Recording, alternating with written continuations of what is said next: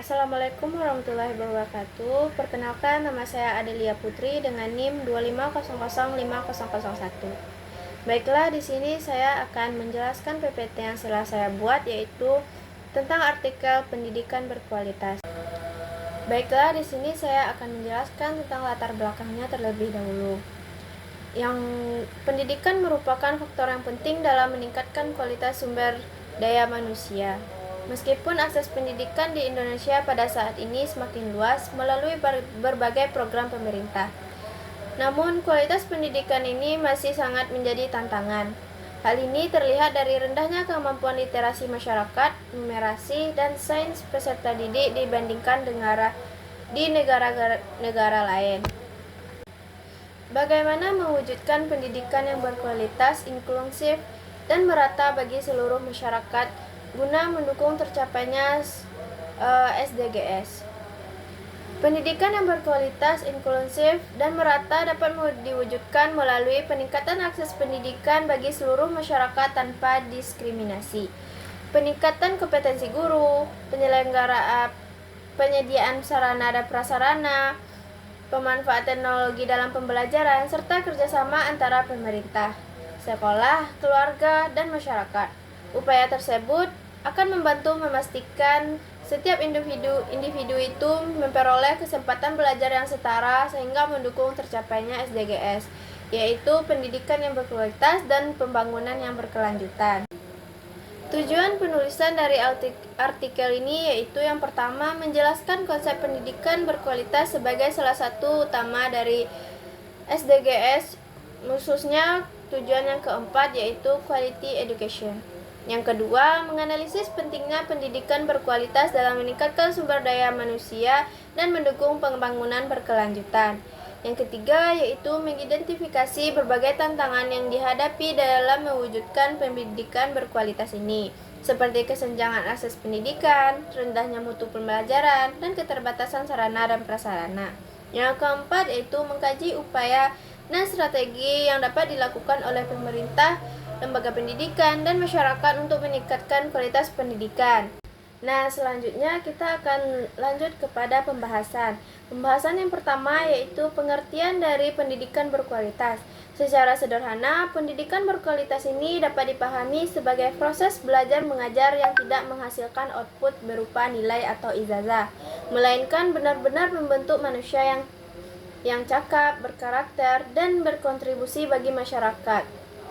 Dalam Undang-Undang Nomor 20 Tahun 2003 tentang Sistem Pendidikan Nasional, bahwa disebutkan pendidikan ini adalah usaha sadar dan terencana untuk mewujudkan suasana belajar dan proses pembelajaran agar peserta didik ini aktif mengembangkan potensi dirinya. Definisi ini menekankan bahwa kualitas pendidikan berkaitan erat dengan pengembangan potensi manusia secara menyeluruh. Dalam UNESCO mendefinisikan pendidikan berkualitas ini sebagai pendidikan yang memungkinkan setiap individu mengembangkan kemampuan secara penuh, berpartisipasi secara penuh dalam masyarakat, dan mendapat pekerjaan yang layak. Pendidikan yang berkualitas ini tidak hanya menghasilkan peserta didik yang pintar secara akademik, tetapi juga memiliki karakter, keterampilan, dan kemampuan berpikir kritis.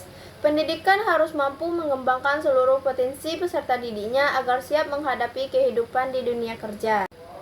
Yang kedua yaitu dimensi pendidikan berkualitas. Yang pertama, kognitif, yaitu kemampuan memahami dan menguasai ilmu pengetahuan bagi masyarakat dan peserta didik. Yang kedua yaitu afektif, pembentukan sikap, nilai, dan karakter pada peserta didik. Yang ketiga, psikomotorik, yakni kemampuan menerapkan pengetahuan dalam bentuk keterampilan. Yang keempat yaitu sosial, kemampuan berinteraksi dan bekerja sama dengan orang lain. Yang terakhir yaitu spiritual, yaitu penghayatan nilai agama dan moral dalam kehidupan sehari-hari peserta didik. Yang ketiga yaitu kondisi pendidikan di Indonesia saat ini. Indonesia telah berhasil meningkatkan akses pendidikan melalui program wajib belajar dan bantuan pendidikan, yaitu beasiswa. Namun, masih terdapat kesenjangan kualitas antara sekolah di perkotaan dan pedesaan, terutama fasilitasnya, tenaga pendidiknya, dan hasil belajar yang mereka peroleh. Yang keempat yaitu tantangan pendidikan di Indonesia. Tantangan pendidikan di Indonesia yaitu ketimpangan akses pendidikannya, rendahnya kemampuan literasi dan numerasi, kurangnya fasilitas di daerah terpencil, kualitas guru yang belum merata, kesenjangan akses teknologi di daerah pedesaan.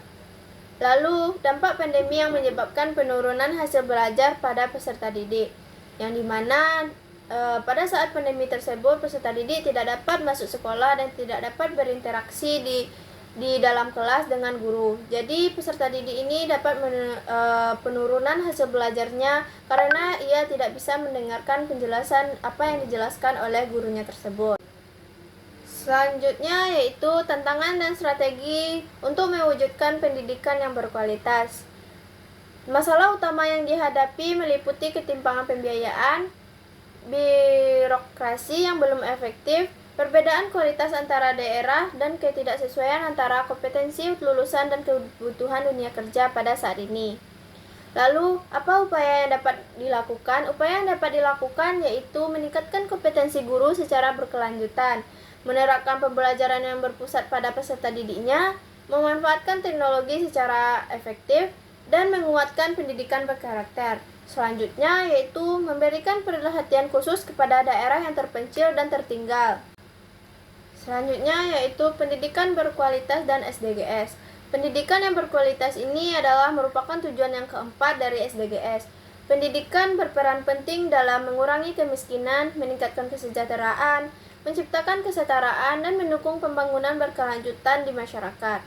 Nah, itulah penjelasan dari saya tadi. Dapat saya simpulkan yaitu pendidikan yang berkualitas adalah pendidikan yang mampu mengembangkan pengetahuan, keterampilan, karakter, dan nilai-nilai peserta didik secara seimbang. Untuk mewujudkannya diperlukan kerjasama antara pemerintah, sekolah, guru, keluarga, dan masyarakat. Pendidikan yang berkualitas akan menjadi kunci kemajuan bangsa di masa depan. Baiklah, itulah penjelasan dari artikel saya sudahi dengan wassalamualaikum warahmatullahi wabarakatuh.